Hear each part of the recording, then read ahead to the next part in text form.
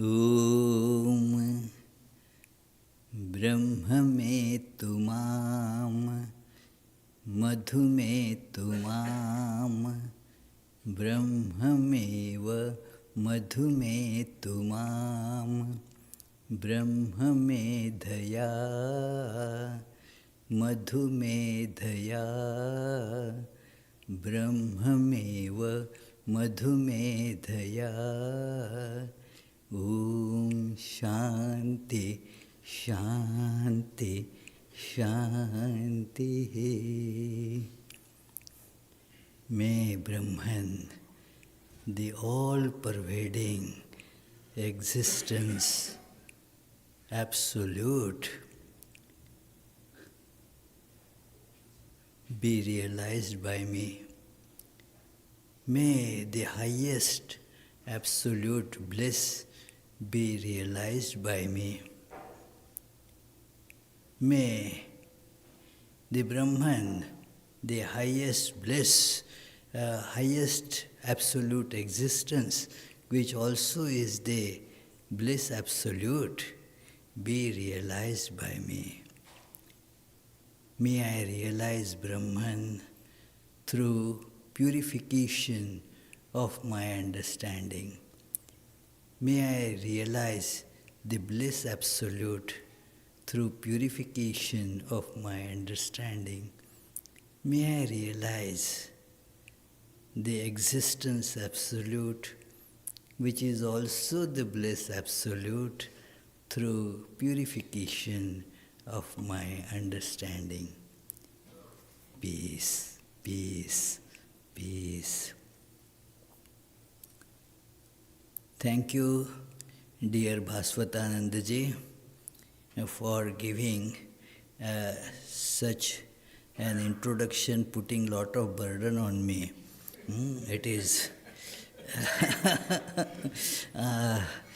one Swami, I don't want to name him, but when he had come to Providence, and I said, a very well-known Swami, that I will, what should I tell? He said, no, don't, you know, all those good things, reserve them for my obituary. Don't tell it for now.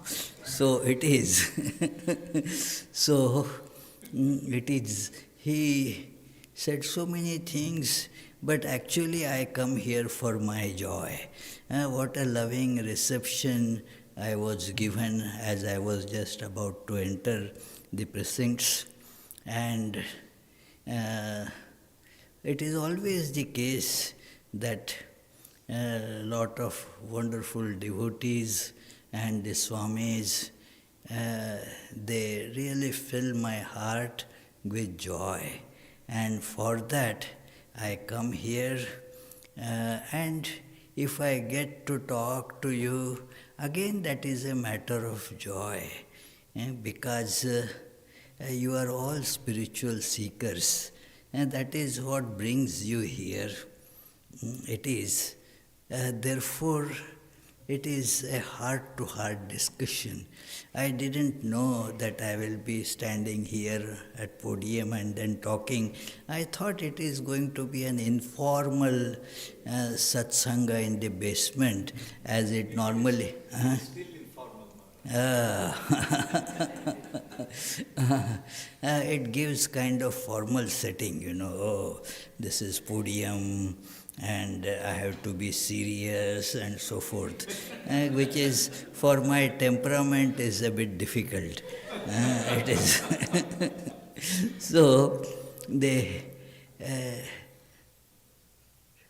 topic that was suggested just now, he told, and that is something very dear to my heart, and I am sure is dear to the heart of all of you, being all spiritual seekers. So, the matter of practice is very important. The word that he used with me was the Sanskrit word which he presented in English, sadhana. spiritual practice or the efforts that are put in to achieve the highest goal in one's life. The efforts are to be well directed so that we will, putting in those efforts, we will reach the goal. This topic has been dealt with very thoroughly and beautifully in context of life of Sri Ramakrishna by Swami Swahananda. Swami Swahananda in Sri Ramakrishna Leela Prasanga, or Sri Ramakrishna His Divine Play in English, has one volume about Sri Ramakrishna in the attitude or the bhava of a sadhaka, a spiritual aspirant, sadhak bhava. And in the introduction, he tells the purpose of it, that many times the spiritual practices performed by God incarnation, they are not recorded, they are not presented before the devotees.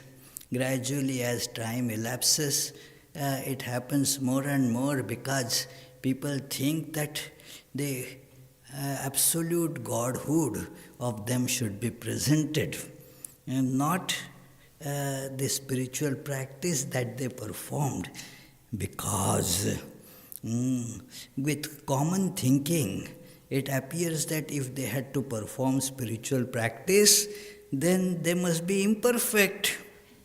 And you don't want to see the divine incarnation as something imperfect. So they were perfect, and therefore they didn't need to do any spiritual practice. Swami Sardananji writes there that this then actually nullifies the very purpose of their advent, because they have come to show us the path by actually going on it. That is how these books, like we say Ramayana, what is it? The path that is followed by Rama. So Rama went like this, Rama did like this. And why it becomes a lesson for us? Because that shows how we should chart our path to the goal. So, as Sri Ramakrishna also did that, to demonstrate that how one should go about in practicing the disciplines that he demonstrated in his life. We many times, maybe, because to practice, to actually put in efforts is very difficult. It appears to be so, that it is very difficult. So let us think that is God. Sri Ramakrishna was after all God. So make a nice shrine for Sri Ramakrishna, do the ritual worship, offer food and such things, and Sri Ramakrishna, you stay there. Don't enter in our lives.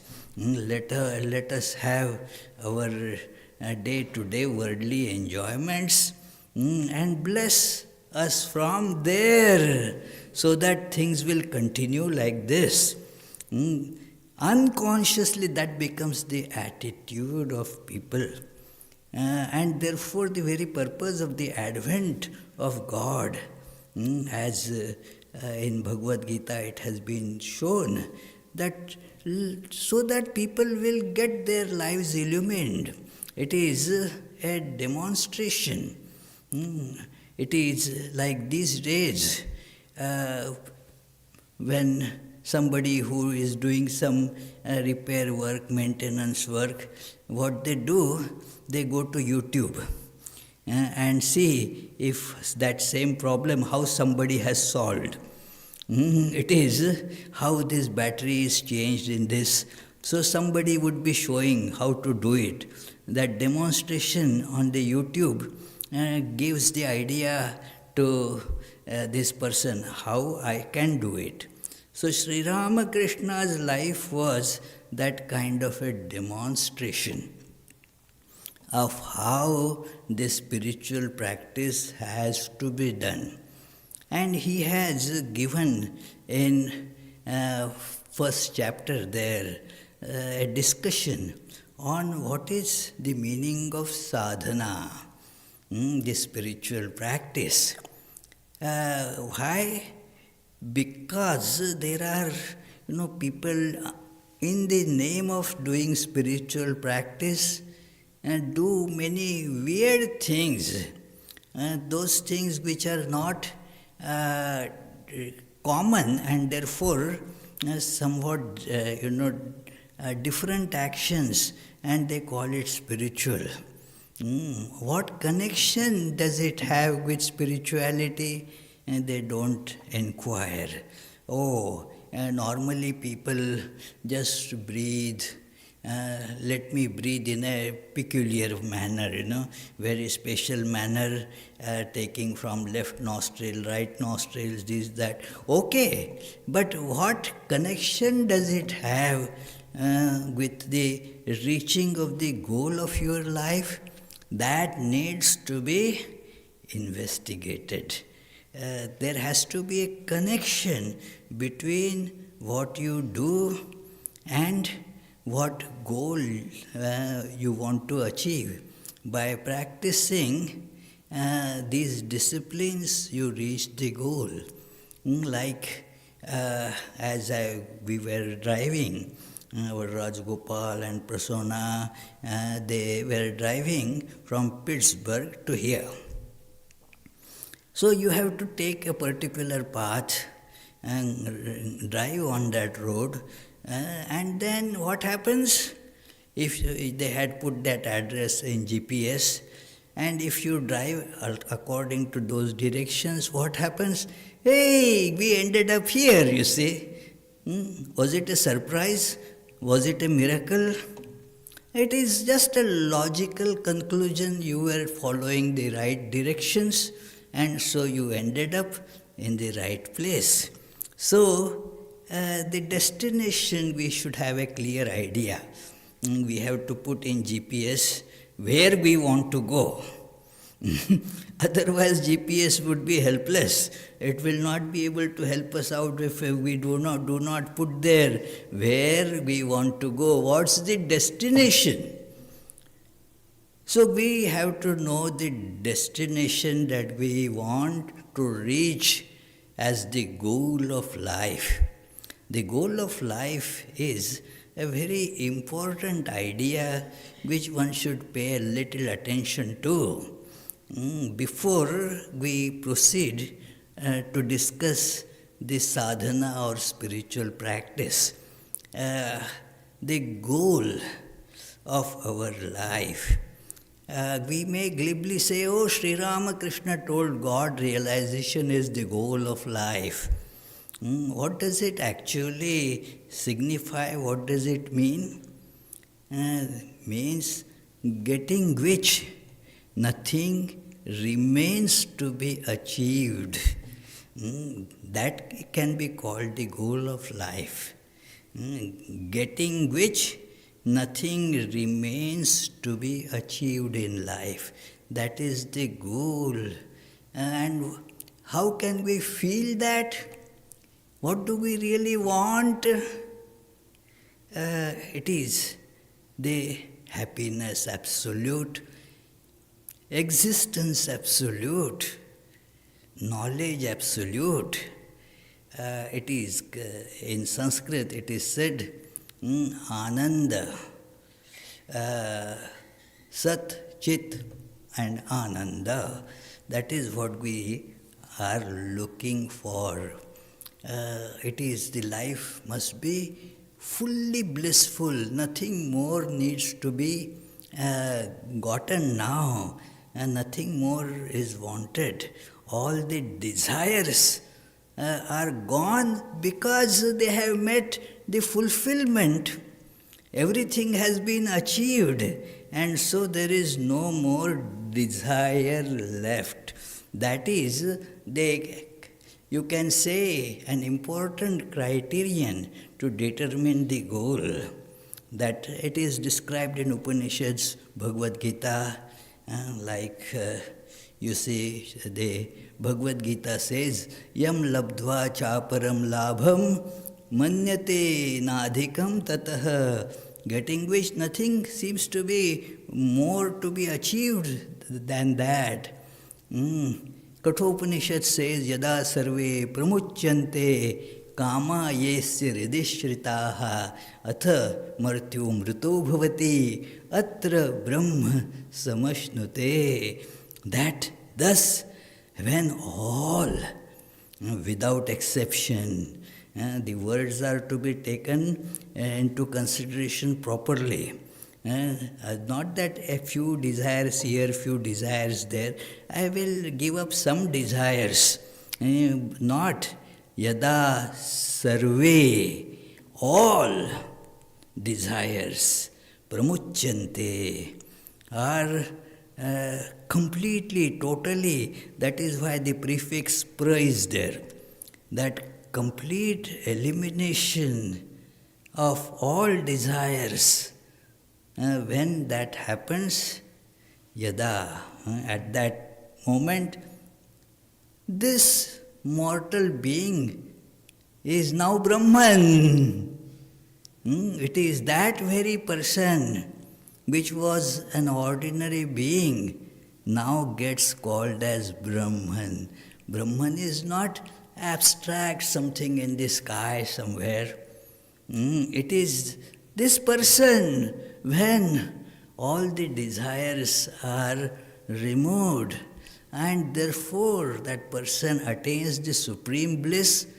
Well, that is Brahman. That is God.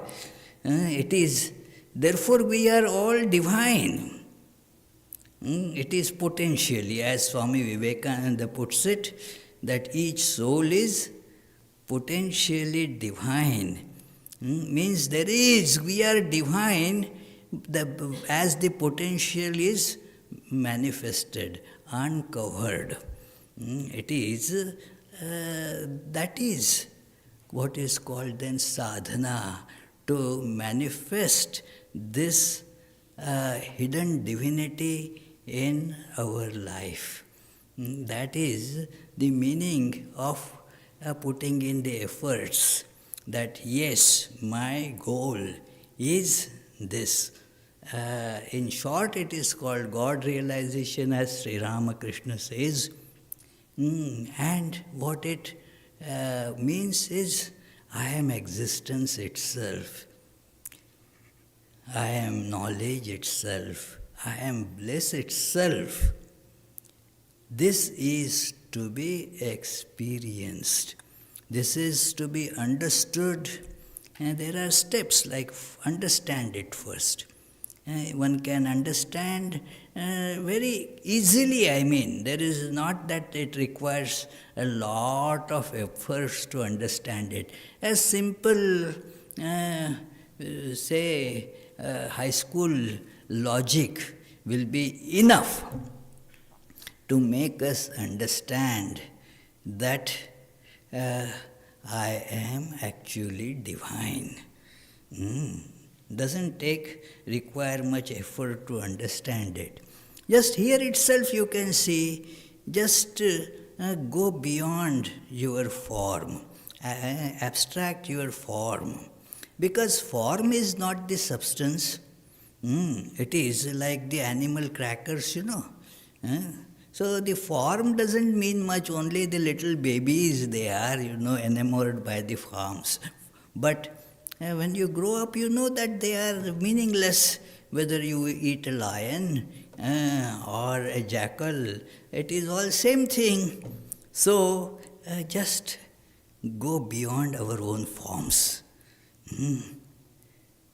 And then when you transcend the form, what are you? You are the substance, the essence of everything. You are God.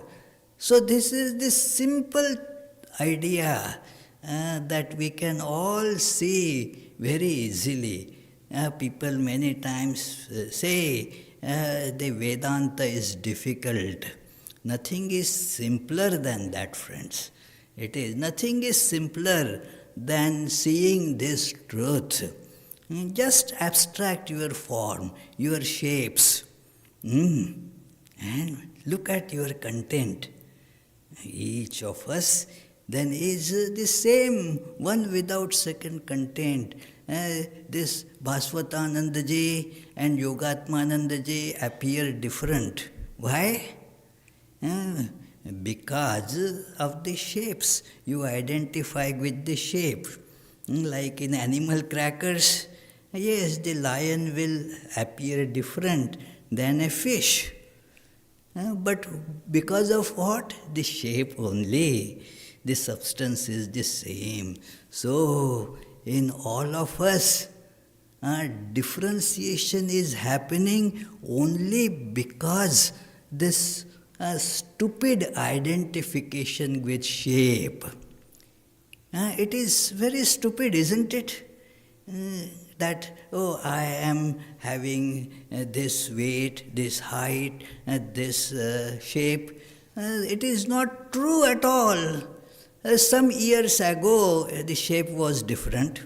It is in our university and all that, I give this example that suppose a picture of yours was taken when you were 2 months old. Can you put that picture now on your driver's license? No, it is all changed. You don't look like that anymore. So you are not the shape. Got it? Yeah, simple, isn't it? You are not the shape. And then according to that shape, you get the name. So when you go beyond the shape, automatically you go beyond the name as well. And what are you then? You are all pervading. Only because of the identification with shape, I am here and not there. When that mistaken identity is kicked out, it is, I had given one lecture maybe here itself some years ago, case of a mistaken identity. It is, this is mistaken identity. I am this shape and this name. No, you are not that. I am actually in just very simple logical exercise. We see that I am all pervading. Am I clear, friends? Up to this, are you with me? Yeah. So, this is the potential that we have. We are divine. Only what we have to do is give up this identification with this shape and the name, and that is called name and form. And then we are Brahman. It is in that great book of Sureshwaracharya. He says, look, this our experience has these 5 elements, 5 things. Asti, bhati, priya. And means existence, consciousness, and this bliss. It is so. And what are the other 2? Name and form. So, of these, suppose name and form are kicked out as they do not form the essence, then what are we? Simple, isn't it? We are existence, consciousness, bliss, absolute. I am all pervading. There is no place that I am not in. It is only because of somehow getting tied with this shape. I am here and not there. I am here and not on moon. It is all kind of being on moon, means lunatic, It is this understanding that I am this form, I am this shape. It is nothing but being lunatic. That, no, we are not that. We are the existence, consciousness, bliss, absolute. I am all pervading. I am ever free. I am ever perfect. I don't need anything. See, this is therefore the goal of life. So, understanding aspect is very simple. Now, the second step comes, feel it. Feel it. That yes, this truth is to be felt also. That not just understanding, because our lives are guided a lot by feeling, not just by understanding. So therefore, we have to feel this truth. Yes, this is the truth and this is the goal of my life. When we feel it, then our life will get motivated. We will get motivated to put in the efforts.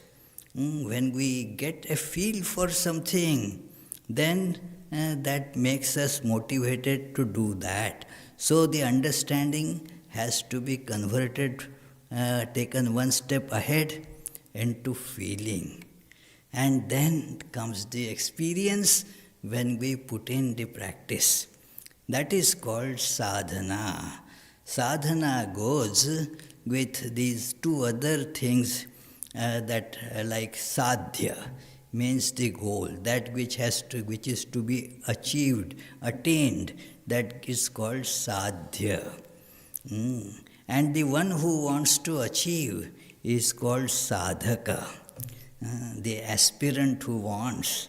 So, and the efforts that are put in is called sadhana. And the efforts are disidentify ourselves with name and form. And it needs efforts because we are addicted. And we are addicted to consider ourselves as the shape. And addiction is difficult to get rid of. It is not just as habit, even habits are difficult to get rid of. As they say, remove H, a bit remains. H-A-B-I-T. Remove H, a bit remains. Remove A, bit remains. Remove B, still it remains. It is so hard to kick out the habit. But addiction is still more difficult. When you have been taken possession of, so we have been taken possession of by this terribly wrong, mistaken thing that I am this shape and I have got this name. And so it becomes difficult only because of that. It is thus, the difficulty is only to that extent that we are addicted to think and feel like that. So I am this body. And then with that comes all the ideas. Funny, stupid, not funny. Because they don't bring any fun. They bring only misery. So they are stupid ideas that I am this body. What it means that I am born, I am going to die.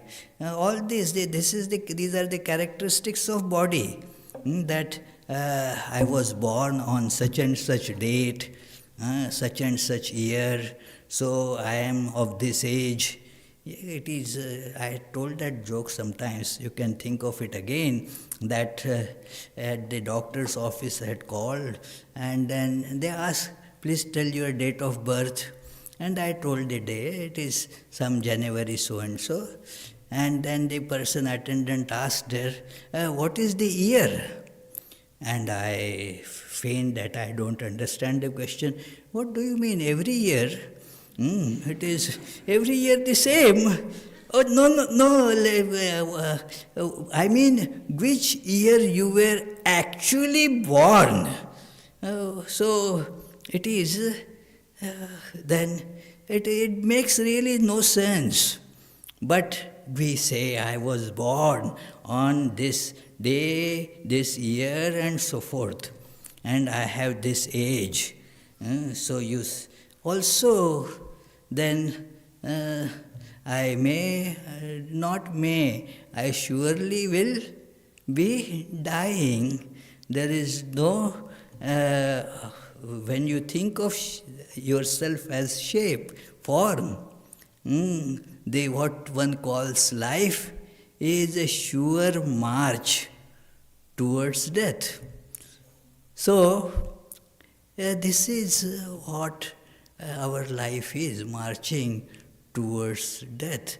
And we are holding on to it.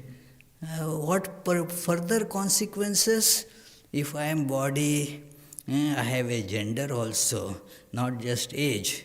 And then I want other gender to be associated, tied to me. Desires. Desires spring up that I want, therefore, a man or a woman or whatever. So I rush after these things, and thus life becomes completely crowded with unending desires. So, therefore, it appears to be difficult. But actually it is not difficult at all.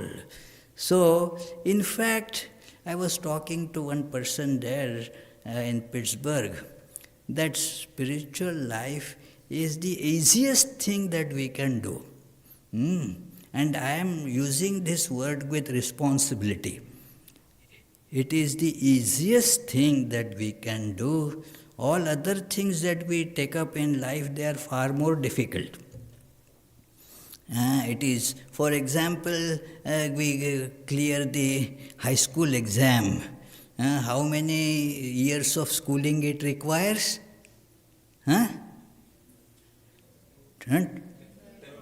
12 years. So 12 years you have to put in efforts. So this is very difficult thing. And after putting in that effort, what do you get? A high school diploma. That's it. It is putting in so much effort. This does not require even that much effort. Much simpler job. If we do it. The problem is if we do it. If we don't do it, then it is meaningless, It will take aeons and like that. Like if we are sitting in the car and put the address in the GPS, and start the car, didn't put it in the gear, then what will happen? We will be right there, isn't it? And no movement will happen. How long will it take us then to get to the destination? This time we got about, how much? 4 hours, Yeah, 4 hours max would be needed. But if we drive, then 4 hours, If we don't drive, just sit there, then we will never reach. So, and then we will say how difficult it is. Yeah, is there a simpler way? Oh, if you practice, it is simpler. If you don't practice, then what is the simpler and difficult? One has to put in practice. And this is why it is difficult, because of our addiction. We feel that this is all that I can do. I can just put my car, start it and won't put it in the gear, and just sit there and keep on saying how difficult it is. Oh, my dear, just start driving on the right path, and you will reach there. So, this is the important thing that we must realize, that this is most easy. Otherwise, I get these questions very often. It sounds difficult. Do you have an easier path? Easier means without moving, without doing anything, without letting my hold on name and form and all the desires that come with that, without loosening that hold. What am I to do? An easier path means while I do this, I should realize God. No, that is not going to happen. You have to put in this simple effort that we do always, that drive to some place, and we reach there. This is also similar. We have to put in the GPS, God realization, the goal. And then we will get guided to that. But we have to put in that practice. That Swami Vivekananda has given a beautiful lecture in Los Angeles, January 4, 1900. And I love this lecture. This is about this topic. The title of this lecture is Work and Its Secret. And he begins this talk by saying, one of the greatest lessons I have learned in my life is to pay as much attention to the means of work as to its end. He was a great man from whom I learned it, and his own life was a practical demonstration of this great principle. This is who that great man was, you know. Pavhari Baba, thank you. It is Pavhari Baba. He used to say, Jan sadhan tan siddhi. As is your practice, so will be your advancement. So we have to apply the means. And he says, Swamiji says here further, I have been always learning great lessons from that one principle, and it appears to me that all secret of success is there. See how strong this statement is. All secret of success is here, to connect the means and the goal. That this, to pay as much attention to the means as to the end. Why this lesson is to be learned? Because we don't do it. We don't pay equal attention to the means. We feel that the goal, my goal is like that. And since all of you are coming here regularly and have read Gospel of Sri Ramakrishna and such books, all of you would quickly announce, yes, goal, I know, God realization is the goal Sri Ramakrishna has said. Is it really the goal in your life? If that is really the goal, you will put in the efforts to experience it. I plan to put in efforts after some time. That means it is not goal in your life. It is later on. And they say that it is all, I don't have to put in efforts. It is the grace of God, the most misused word in spiritual life is this grace of God. It is not, grace of God is not the word that has been put in to dissuade you from spiritual practice. It is to remove the ego, that put in all the practice and know that what happens is the grace of God. One has to put in proper efforts that we do when we really want something. Do we keep on waiting for the grace of God to descend? If, say, I am sick, do I say, well, grace of God and I will get cured? I go get medications, I put in efforts. And then by the grace of God, you get cured. So this is how the efforts are to be put in. It is, otherwise, actually, we say God realization is the goal of my life. But imagine, it is, suppose you are at your home and doing something regular,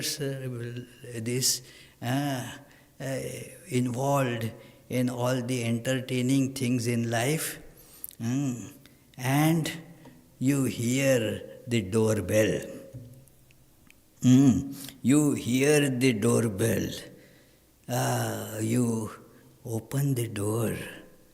Hey, who are you? I'm God. Oh, God? Oh, well, I'm not ready for you. All of us would say, I am not, well, come later sometimes. If you come now, all these my so-called entertainments which are born out of ignorance, my ignorance will be destroyed, and all the so-called enjoyments which are born out of this ignorance, they will get destroyed. No, don't come now. God realization is it really the goal of our life? That is why I said, let us feel it. That yes, that is the goal. That is, and so we have to put in the efforts as per the goal. That one great defect in life, Swamiji continues in this lecture, one great defect in life is that we are so much drawn to the ideal. The goal is so much more enchanting, so much more alluring, so much bigger in our mental horizon that we lose the sight of the details altogether. You see, hear these words. They are so powerful, so true to describe our understanding of the goal. That is our great defect. Swamiji says, it is our great defect that we are so much drawn to the ideal. And there are those Vedantists who think nothing needs to be done. I am God, that's it, that is what I heard in the lecture of Swami so and so and this. And I read some Advaita text and I say that I am divine, I am God. Where is the need of sadhana and is there? So come on, let's go to some restaurant for nice lunch. It is no idea that we have to realize this. It is, I am divine. Yes, I have to realize this truth. Just by imagining it doesn't happen. it will only increase the daydreaming. It is no. God realization, if it is the goal in life, and it is.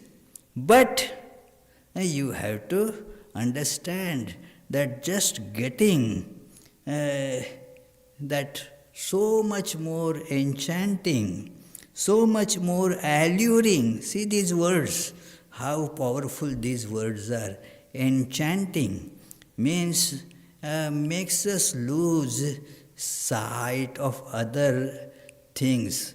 We get enchanted by some such things, and thus we lose sight of the practical details about it. Alluring, still a different side of this enchantment, that we are irresistibly start seeing that is the ideal. That is, you get lured by that. And then it is so much bigger in our mental horizon that we lose sight of the details altogether. Our condition becomes like that story of Sheikh Chali, that he had a goat, and then the goat, now how much milk will it give? He took that milk and wanted to go and sell it in a nearby other town. So as he was walking, he felt tired, and then under a tree he decided to take a nap, keeping that pot of milk near his feet.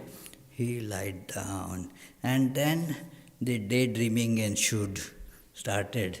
Oh, I will sell this milk, and then after that I will get some good profit. After doing that for some time, then I will be able to buy 4 more goats. I will take further loan and buy 10 more. And then I will buy some cows also, and then to feed all this, I will buy a farm. It is going on like that. And then I will have a few servants. How can I alone manage all this? I will hire some help, and I will be a hard taskmaster for them. If a worker doesn't work, I will give him such a kick, and he kicks that pot. All the milk was gone. So it is like that, alluring. We start just imagining, I am Brahman, Oh, well, you have to realize this truth. Otherwise, it will not be of any help to you. You will be still leading a life of terrible bondage and consequent unavoidable sufferings, although you are Brahman. So, and that is what happens. But whenever failure comes, if we analyze it critically, if we normally don't do it, and we just blame it on bad luck, or that my neighbor was not, creating so much noise, or a mother-in-law comes to rescue, that it is because of that mother-in-law I could not do anything, all such things. So, it is, we blame others, we don't critically analyze it. If we critically analyze it, in 99% of cases, Swamiji just, this is for caveat, maybe a few here and there, but actually it is 100%, maybe 99.99%. So it is, we shall find that the failure was because we did not pay attention to the means. Proper attention to the finishing. Again, mark these words. These are such beautiful, powerful and important words. That proper attention to the finishing, strengthening of the means is what we need. When with the means, all right, the end must come. We forget that it is the cause that produces the effect. The effect cannot come by itself. And unless the causes are exact, again beautiful words, causes must be exact, proper and powerful, the effect will not be produced. This is sadhana, friends, that making these our efforts well directed, and we should see that this is the cause, and then that will produce the effect. Our spiritual practice should be seen as this cause, and it will thus be directed towards the goal of life. We fail because we do not connect the means to the goal. If we are sure to reach, friends, there is just as if you have put the right address in the GPS and are driving properly, then it will be some kind of an accident or whatever will make you not reach the goal. If you are going correctly according to the GPS, it is you will be reaching there. So similarly, if we are applying the means, then the goal will be there. That is what is called sadhana. What is this? That is to cleanse our mind. That is the sadhana. We are divine, but we are not able to see this because of the ignorance. In ignorance, we get so many various desires. And so we have to cleanse the mind of all desires. This appears to be difficult, but not actually that difficult at all. As we proceed, many things initially appear to be difficult, but as we go to do it, we get used to it. We find the joy in it. And as Sri Ramakrishna used to say, two types of joy. One is Vishayananda, the joy of running after the sense pleasures, and the joy Bhajanananda. It means the joy of meditating on God, meditating on the highest ideal, and repeating that name, singing the glories of that. All that is to be directed to that. That will gradually cleanse the mind. How long will it take? It is again a question that we ask because we are habituated that certain things require certain time. When you have to go beyond time and space, this question is again a meaningless question. How long will it take? As long as it takes. Sri Krishna gave an answer, as long as there is dirt, you have to keep on cleaning. Yada te moha kalilam buddhir vyatitarishyati tada gantase nirvedam shrotasya cha shrutasya cha.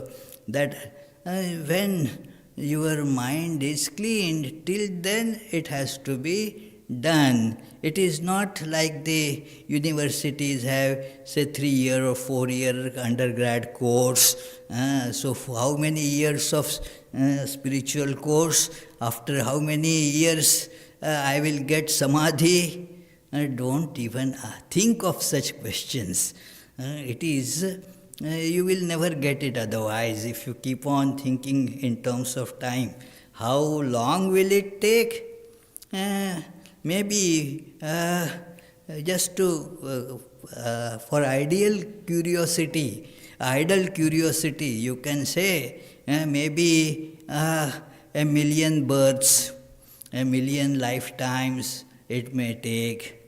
It may happen now itself. Who knows, it is. So, when this delusion is removed, and now there is, how much time does it take has no meaning at all. It will happen now, or it may not happen even after a million births. But let us be at it. What does it matter? So, it is the attention to the means, therefore, is the great secret of life. That is the sadhana. With the sadhana, we will have the mind cleansed. And gradually you will feel that joy. You will approach the place like we were feeling happy, as we were seeing in the GPS, that it is initially how much was it, Prasanna? 3 hours, 4 hours. And then it was reducing. It will take 3 hours, 15 minutes, 2 hours so much. And so we were feeling happy, the distance is reducing. So exactly, you will feel the joy. You will feel the true existence. You are running after these sense enjoyments, which are really source of misery and further bondage. They are never going to give us even an iota of happiness. It is only the enhancement of bondage. So that will gradually reduce. You will not go after those things at all. Thus, this sadhana, this practice, in this lecture Vivekananda further says, one problem that we face is that we get attached, we get caught. And therefore, the work has to be done skillfully. It is, do but don't get attached. It is, many times we do and get attached, and most of the times we don't do and yet get attached. It is because attachment is the problem, It is, we get caught in these things, that this world, how to get liberated from that? That is, the Sri Ramakrishna is praised as Khandana Bhava Bandhana. Now many get the idea, the Khandana Bhava Bandhana means breaker of this delusive bondage. It is delusion, and therefore really you are not bound. The delusion gets blown away. So this is the secret of spiritual life, as the topic he was telling, spiritual life or spiritual practice. It is as we practice, practice makes us perfect. And we will attain to that perfection. We will start feeling that perfection. And it is for everybody. And not that only some selected few are designated to do that. Whosoever who wants it. The problem is many don't want it, so what can be done? But if somebody wants it, it's available for everyone who wants it. We have to get over that imbecile habit of thinking I am this shape, this size, this age. Arbitrarily we decide our age and so forth. It is all that has to be kicked out. I am not any of that. And thus we will start feeling this truth, experiencing this truth, and thus we will realize that goal through sadhana. Sadhana is therefore to be performed. If you perform sadhana, you will get siddhi. If not, you will not get. It is as simple as that. What about grace? Well, the sadhana itself is a matter of grace. So consider it like that sadhana I am able to do, that itself is the grace of God. As in the 10th chapter of Bhagavad Gita, Lord says, not 10th chapter, I think 9th chapter, please forgive me if I have made a slip, that tesham eva anukampartham aham ajnanajam tamaha, because I take pity on them and graciously what I give them? I give them the lamp of knowledge, jnana deep. I remove the ignorance by this lamp of knowledge. And Shankara in commentary there says that this lamp needs the wick of discernment, what is real and not real, needs to be the oil of continuous efforts, that is the oil that will keep that lamp burning and so forth. So this is what we have to do. Many thanks, friends, for coming to this discussion, and I am very happy, feel very happy to share a few of my thoughts on this very beautiful topic. My thanks and best wishes to everyone for their spiritual life, perfection in their life. Thank you.